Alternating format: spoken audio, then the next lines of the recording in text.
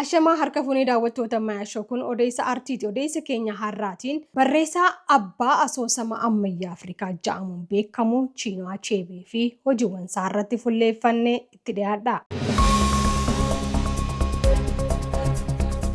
Kitaabni isaa jalqabaa Things Fall Apart jedhama. Bara 1930 Naayijeeriyaa keessatti dhalate. Achebeen barreeffamoota isaa keessatti dhiibbaa koloneffattoonni aadaa Afrikaanotaa irratti taasisan mormuun duudhaa ofii calaqqisaa cunqursa diduun sagalee uummata Afrikaa akka dhagahamu godheera. Asoosamoota walaloo, yaadannoo fi barruulee garaagaraa barreessuun kan beekamuu fi haalaan leellifamu. Achebeen kitaabota 20 ol gumaacheera. Kitaabonni isaa aadaa fi duudhaa Afrikaa, rakkoo koloneffannaa, hawaasummaa, walitti bu'iinsa aadaa fi ammayyummaa irratti fuulleeffatu. Hojiiwwan Chinua Achebe keessaa kan haalaan beekamu kitaaba isaa Things Fall Apart yoo ta'u, bara 1958 isaa ganna 28 maxxansifateedha. Kitaabni kun koppii miliyoona 11 ol gurguramuusaas odeeffannee jirra. Kitaabichis Naayijeeriyaa keessatti hawaasa Igbo yookaan